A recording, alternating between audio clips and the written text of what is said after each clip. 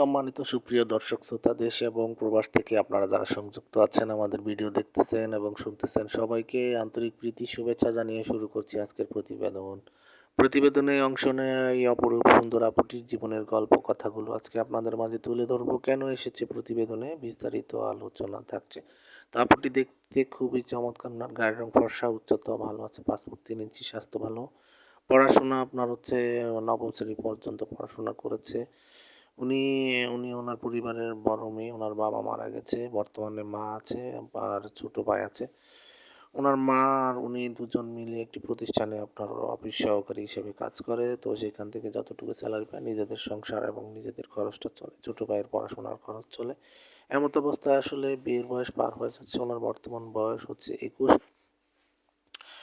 আর্থিক অসচ্ছলতার কারণে আসলে ওনার বিয়ে শাদী বসা হয়নি। পরিবারের হাল ধরতে গিয়ে এক প্রকার আপনার হচ্ছে ব্যস্ততার মাঝে সময় কাটিয়ে আসলে ওনার বিয়ের বয়সটা পার হয়ে যাচ্ছে। উনি তেমন কোনো ভালো মনের মানুষ পাচ্ছেন না, আর পেলেও আপনার যৌতুকের দাবি দাবা, বিয়ের খরচ, এই সমস্ত ঝামেলার কারণে বিয়ে বসতে পারেনি। তো এমত অবস্থায় উনি যে হতাশাগ্রস্ত হয়ে আমাদের চ্যানেলের সাথে যোগাযোগ করে ওনার প্রতিবেদন নিয়ে এসেছে। উনি চাচ্ছে আসলে এক ধরনের ভালো মনের মানুষ এবং পাত্রের বয়স একটু বেশি হলে, বিবাহিত হলে সমস্যা নেই, কিন্তু পাত্রকে অবশ্যই কর্মী হতে হবে এমন প্রতিশ্রুতিতে উনি প্রতিবেদনে এসেছে। উনি কোনো সহযোগিতা চাচ্ছে না, উনি চাচ্ছে ওনার দায়িত্ব নেওয়ার মতন ভালো একজন কর্মী পুরুষ।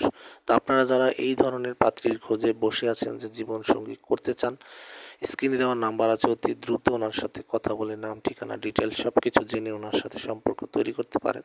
আমাদের চ্যানেলকে সাপোর্ট করেন। আমাদের কাছ থেকে আরও ভালো ভালো ভিডিও পেতে চাইলে আমাদেরকে সাপোর্ট করুন। আমাদের চ্যানেলের প্রত্যেকটি ভিডিওকে আপনারা একটি করে লাইক, কমেন্ট এবং ভিডিওটি শেয়ার করতে ভুলবেন না। প্রত্যেকটি ভিডিওতে আপনারা সর্বোচ্চ লাইক, কমেন্ট এবং শেয়ার করেন এবং চ্যানেলটিকে অবশ্যই সাবস্ক্রাইব করে রাখুন, পাশে থাকুন, সেই প্রত্যাশায় আজকের মতো এখানেই বিদায় নিচ্ছি। সবাই ভালো থাকুন, সুস্থ থাকুন, স্বপ্নভূমি চ্যানেলের সাথে থাকুন। আসসালামু আলাইকুম।